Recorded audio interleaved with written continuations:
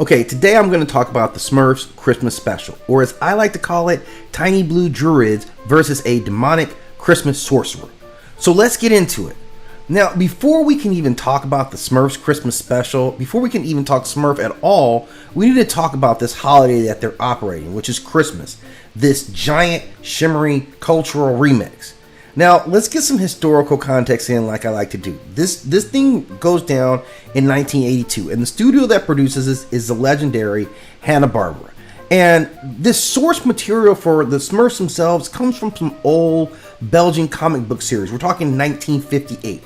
So this cultural moment is taking all these aspects, and they animated a Christmas special that was designed to be kind of moral supplements for kids. This is entertainment weaponized as seasonal mythology. With your broke ass.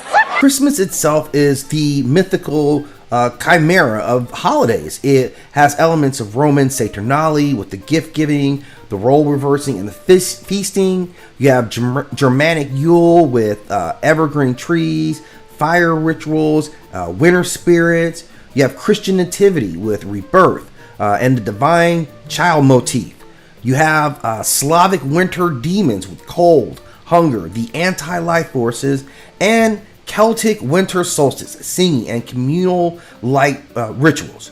Now, the Smurfs Christmas Special isn't by accident. None of this stuff is ever by accident.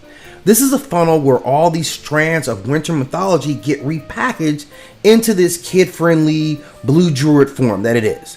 So just remember, Christmas specials were not about just stories. These were cultural training wheels. So every December, TV gave you a crash course in global winter mythology. You just didn't know that's what you were getting. Oh, we're kind of sneaky. I think we can all be a little sneaky sometime. Now, we have to look at the Smurfs in a slightly different light. I see them as this, woodland micro-pantheon.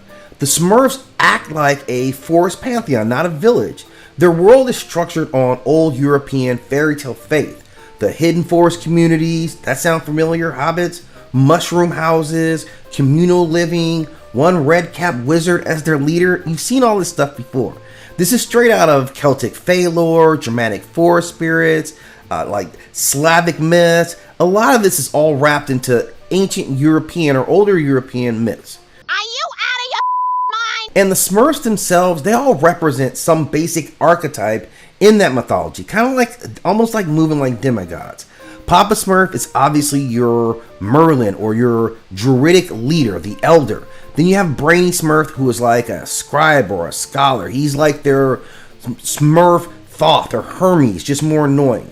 Smurfette is clearly the divine feminine who undergoes magical transformation, and the village itself is a sacred grove. This is a mythic safe zone, and this represents this nature-aligned harmonic species whose powers come from unity, cooperation, and this collective vibration.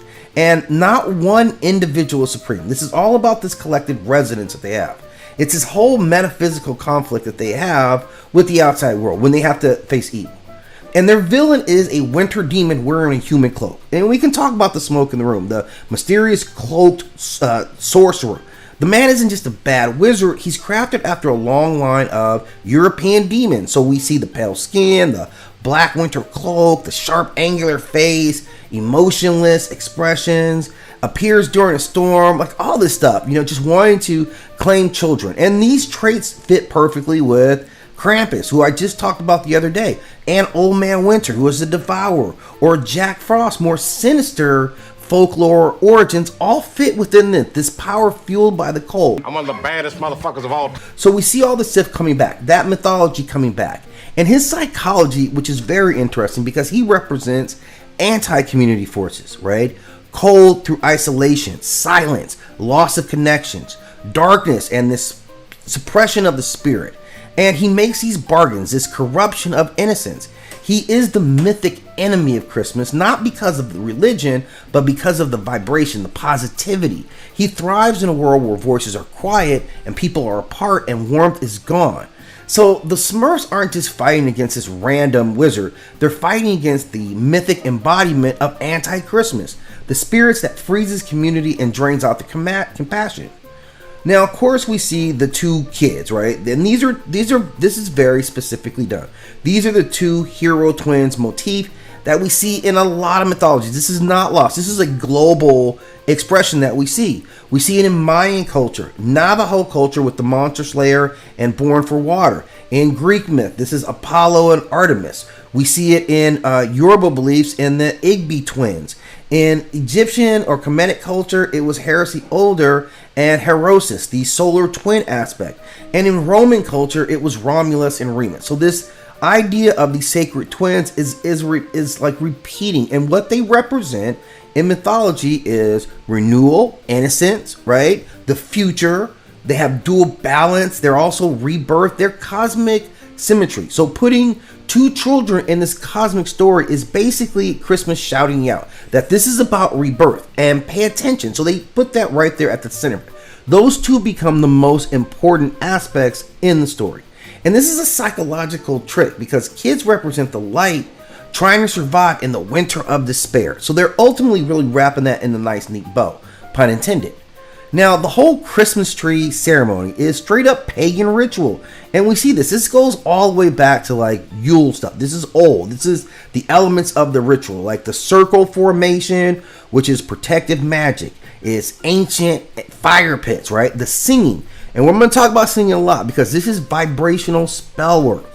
The communal harmony, which is energy amplification, right? Light surrounding the tree, the ancient winter solstice symbol. Like the tree itself, of course, is a connection between the earth and the sky. So what they're doing is not caroling. We call it that. This is a coordinated metaphysical counterattack on what winter's doing. And this is why singing matters. Everything about the Smurfs we know is about their singing. This is their vibrational magic. In almost every ancient culture, sound equals life. Vibration equals creation. Harmony equals alignment. Chanting equals spell casting. And chorus equals amplification. Check out the big brain on bread. So the Smurfs don't win through force. They win by frequency. They defeat the winter demon by reaching a vibrational resonance that he just can't tolerate. So modern audience, we see caroling, but ancient myth sees frequency warfare. That's what was going down.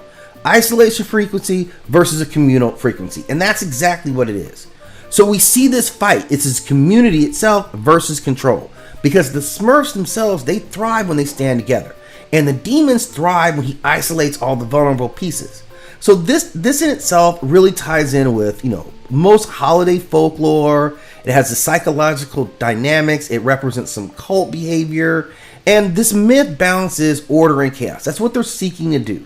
Christmas is really a special type of vessel because it is memory. It's carrying ancient pagan codes. Kids think they're just watching cartoons, but subconsciously they're absorbing winter rituals. They're absorbing vibrational magic, community myths, archetypes, and cosmology.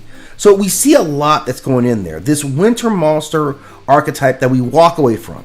Krampus, Marana, right? Jack Frost, the Frost Giants, Wendigos. And winter represents itself scarcity, death, cold, entropy, hopelessness. So every winter story is about overcoming the darkness together.